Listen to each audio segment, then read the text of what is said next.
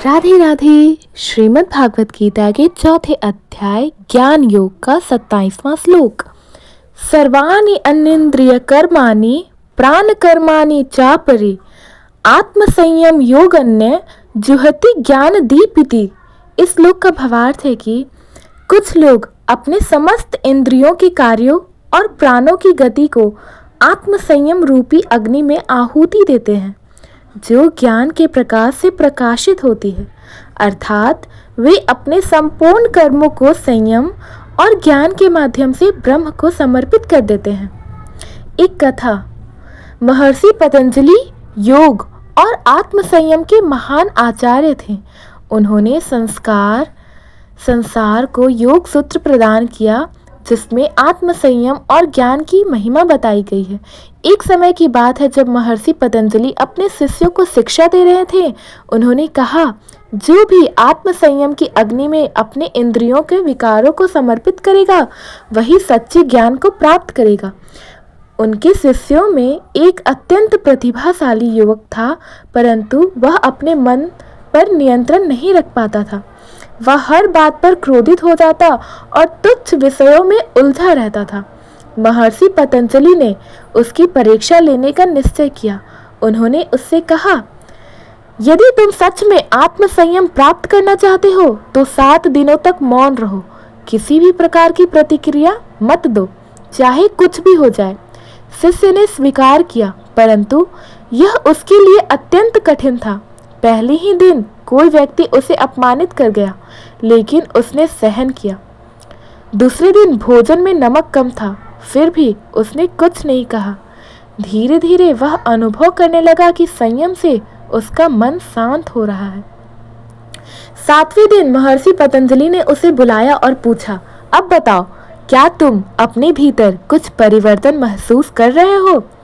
शिष्य ने नम्रता से उत्तर दिया, गुरुदेव, मैंने समझ लिया है कि आत्म संयम से ही जीवन में सच्चा ज्ञान और शांति मिलती है। अब मैं अपने भीतर एक दिव्य प्रकाश का अनुभव कर रहा हूँ। महर्षि पतंजलि मुस्कुराकर बोले, अब तुमने सच्चा ज्ञान प्राप्त कर लिया है। जब हम अपनी इंद्रियों और प्राणों को संयम की अग्नि में अर्पित करते हैं, तब आत्मा में प्रकाश प्रकट होता है।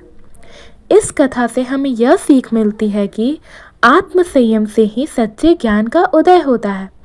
इंद्रियों और मन को वश में करना ही आत्म विकास का मार्ग है। सहनशीलता और संयम हमें गहरी आत्म शांति प्रदान करते हैं।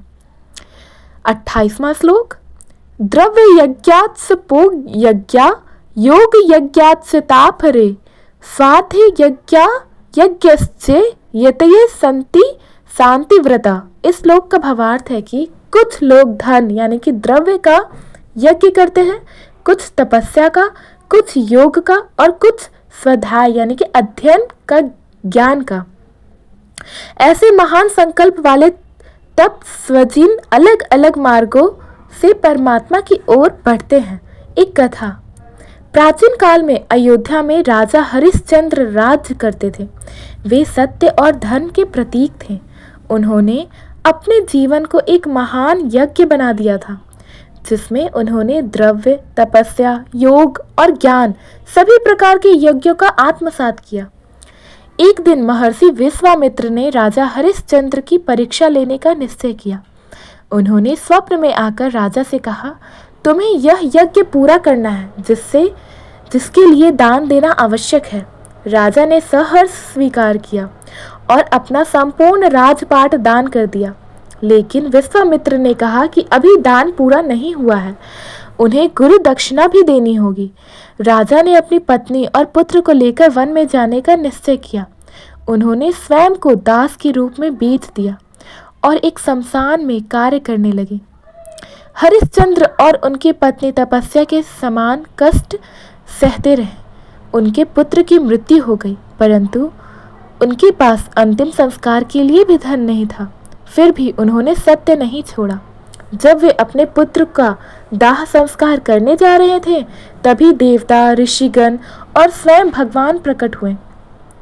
भगवान ने कहा, राजा हरिश्चंद्र, तुमने द्रव्य, तप, योग, स्वाध्याय और ज्ञान सभी प्रकार के यज्ञों को अपने जीवन में उतारा है। तुम्हारी सत्य निष्ठा से हम प्रसन्न हैं। भगवान ने उनके पुत्र को पुनर्जीवित कर दिया और उन्हें पुनः अयोध्या का राज सिंहासन सौंप दिया।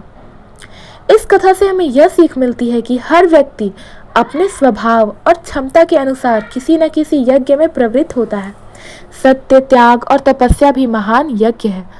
जो अपने जीवन को यज्ञमय बना लेता है वही परमात्मा का साक्षात्कार करता है। धन्यवाद। अगर आपको यह श्लोक का अर्थ अच्छा लगा तो प्लीज़ हमारे वीडियो को लाइक करें, अपने फ्रेंड्स के पास शेयर करें और सब्सक्राइब करना ना भूलें। धन्यवाद।